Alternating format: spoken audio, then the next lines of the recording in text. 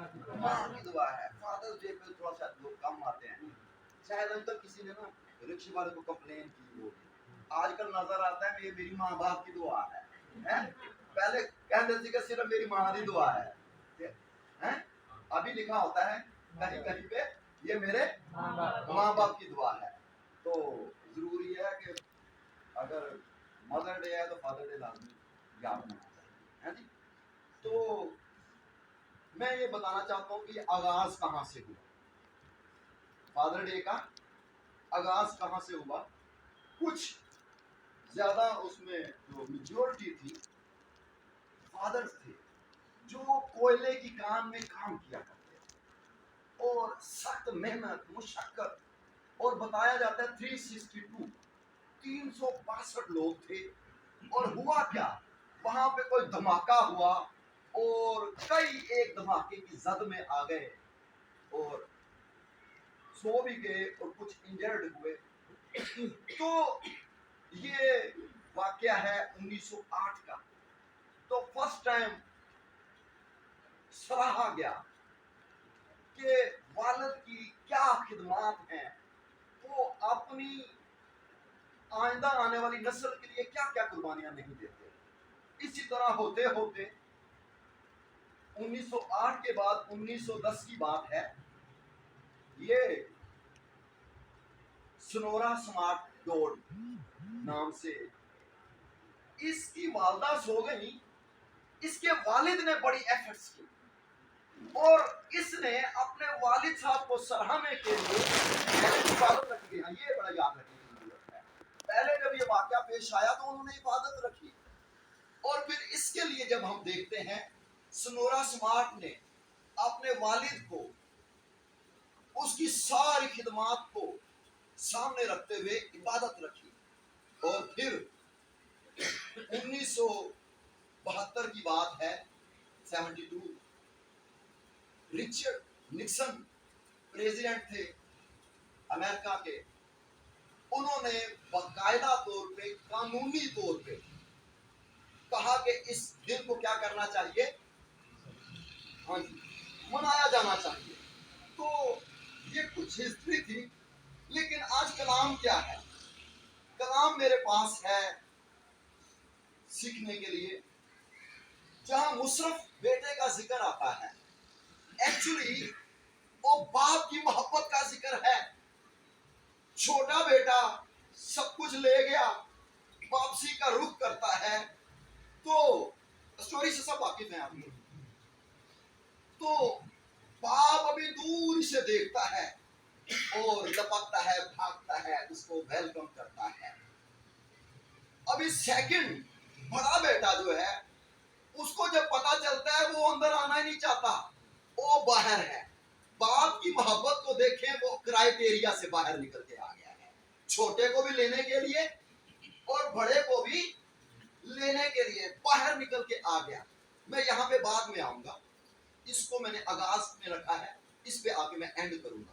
لیکن کلام کو سیکھیں تو خروج کی کتاب بیان کرتی ہے 20واں باب 12ویں آیت میں, اگرچہ یہ 5واں حکم ہے, لکھا ہوا ملتا ہے کہ تو اپنے باپ اور اپنی ماں کی کیا کرنا تاکہ تیری عمر جو خدا نے ملک دینے کا وعدہ کیا ہوا ہے وہاں تو پہنچ جائے گا, تو وہاں تیری عمر کیا ہو, دراز ہو, لمبی ہو, اور پھر تیرا بھلا ہو. اور اسی بات کو افسیوں 6 باب میں پولس رسول بیان کرتے ہیں اور کہتے ہیں اے فرزندو, اسپیسیفک ٹھہرا کے کہہ دیا ہے مجھے آپ کو, ہم جو سننے والے ہیں. لکھا ہے خداوند میں, کس میں, یہ بڑا ذہن میں رکھنے والی بات, خاص خداوند کے لوگوں کے لیے. لکھا ہے خداوند میں اپنے ماں باپ کے فرما بردار رہو. کیوں کہ یہ واجب ہے, یہ لازمی ہے, یہ بڑا ضروری ہے.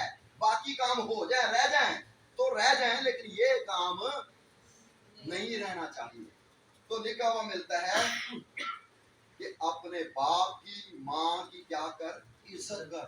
اور ساتھ ہی پولس رسول نے اس کو الگ سے کر دیا کہ یہ پہلا ایسا حکم جس کے ساتھ وعدہ لگ گیا ہے کہ اگر یہ کرے گا تو تیرے ساتھ یہ کام ہوگا، تیری زندگی بھی بڑھے گی اور تیرا پھر کیا ہوگا، بھلا ہوگا۔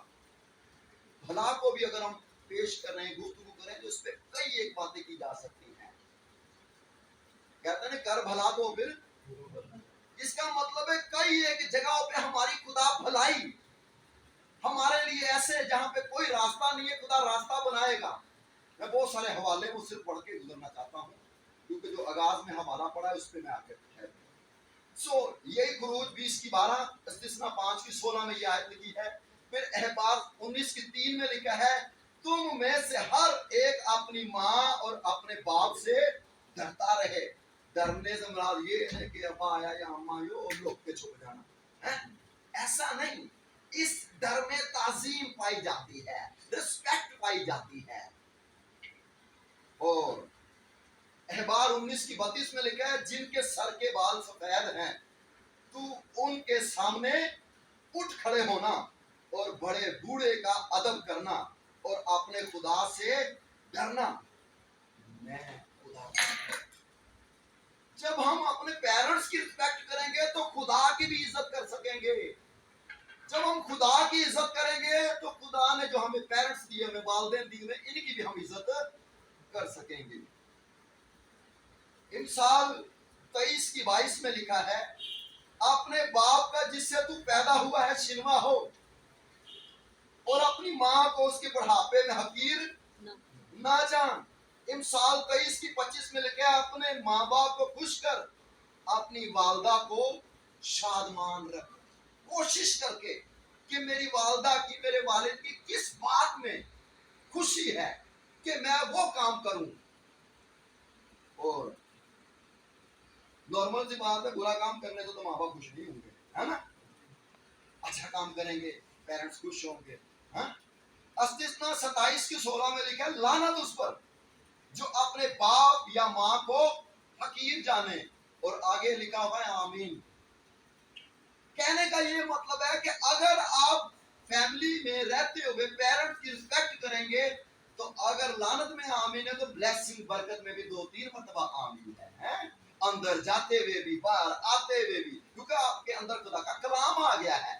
کلام کے سبب سے آپ اپنے پیرنٹس کی رسپیکٹ کرتے ہیں۔ امثال 20:20 میں لکھا ہے جو اپنے باپ یا اپنی ماں پر لعنت کرتا ہے اس کا چراغ گہری تاریکی میں بجھایا جائے گا۔